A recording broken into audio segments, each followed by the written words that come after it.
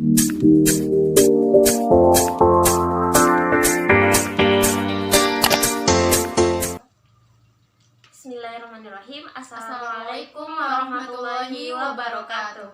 Salam jumpa dengan kami. Pada kesempatan kali ini kami akan mempresentasikan makalah kami dengan judul Sejarah Perkembangan Hadis.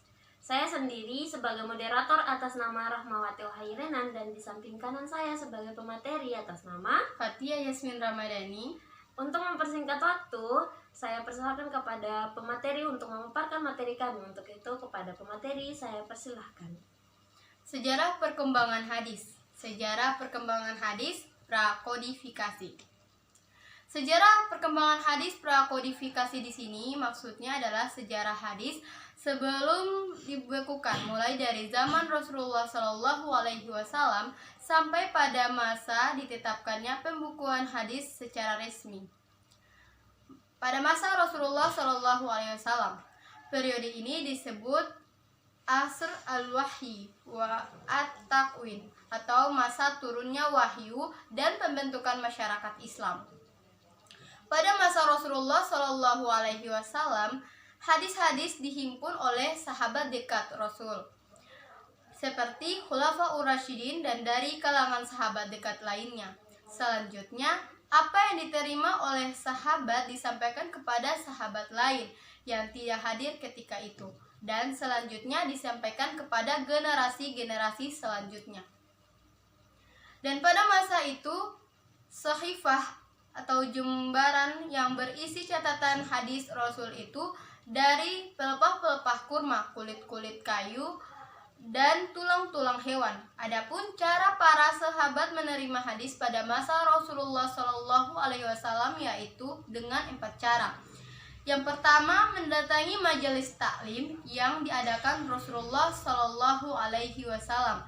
Yang kedua, terkadang Rasulullah Shallallahu Alaihi Wasallam sendiri menghadapi beberapa peristiwa tertentu, kemudian beliau menjelaskan hukumnya kepada para sahabat.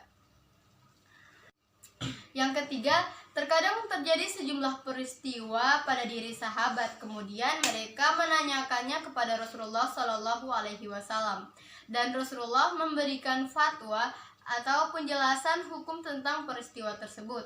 Yang keempat, para sahabat terkadang menyaksikan Rasulullah Shallallahu Alaihi Wasallam melakukan suatu perbuatan yang berkaitan dengan tata cara pelaksanaan ibadah seperti sholat, zakat, puasa, haji, dan sebagainya. Kemudian pada masa Rasulullah, keadaan hadis berbeda dengan Al-Quran yang belum ditulis secara resmi. Terdapat beberapa keterangan dan argumentasi yang kadang-kadang satu dengan yang lainnya saling bertentangan. Di antaranya adalah yang pertama, larangan menulis hadis. Yang kedua, perintah atau kebolehan menuliskan hadis. Kemudian pada masa sahabat. Pada masa ini disebut sebagai masa membatasi dan menyedikitkan riwayat. Para sahabat sesudah Rasulullah Shallallahu Alaihi Wasallam wafat tidak lagi berdiam diri di kota Madinah, maka penduduk kota-kota lain pun mulai menerima hadis. Para tabi'in mempelajari hadis dari sahabat dan mulailah berkembang riwayat dalam kalangan tabi'in.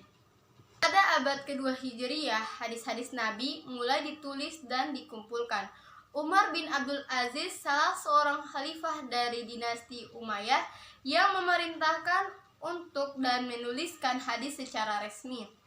Pada abad kedua Hijriyah pula berkembang hadis-hadis palsu dan gerakan ingkar sunnah. Pada masa ini pemalsuan hadis semakin berkembang. Selanjutnya pada masa tabi'in. Periode ini disebut Asr Intishar al-Riwayah al-Amsal, atau masa berkembang dan meluasnya periwayatan hadis.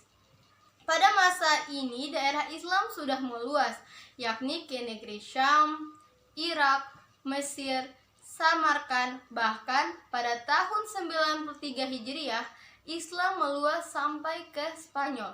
Hal ini bersamaan dengan berangkatnya para sahabat ke daerah-daerah tersebut, terutama dalam rangka tugas memangku jabatan pemerintahan dan penyebaran ilmu hadis.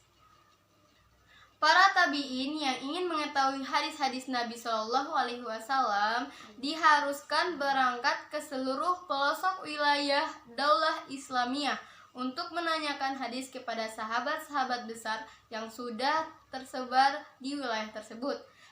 Dengan demikian, pada masa ini, di samping tersebarnya pernyataan hadis ke pelosok-pelosok daerah Jazirah Arab, perlawatan untuk mencari hadis pun menjadi ramai. Karena meningkatnya periwayatan hadis, muncullah bendaharawan dan lembaga-lembaga hadis di berbagai daerah di seluruh negeri.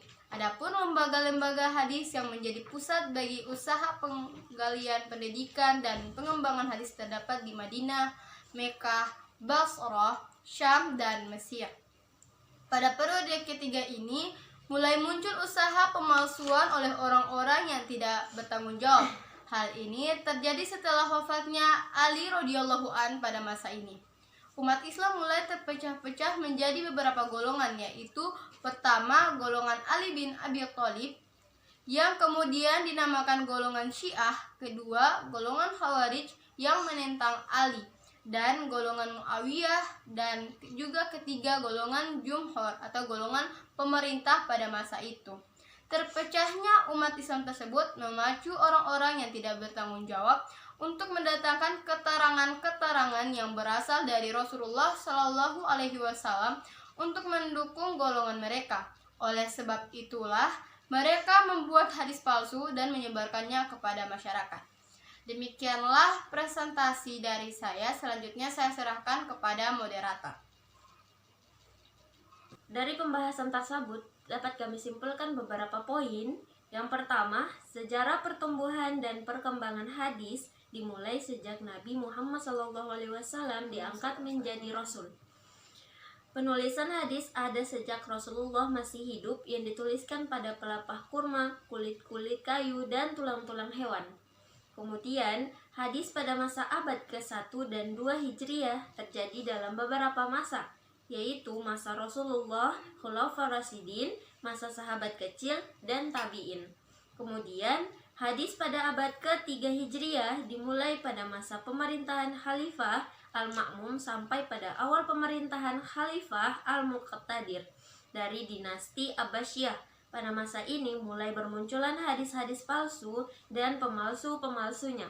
Kemudian, hadis pada abad ke-4 sampai 7 Hijriah ini dimulai pada masa Khalifah Al-Muqtadir sampai Khalifah Al-Mu'tasim.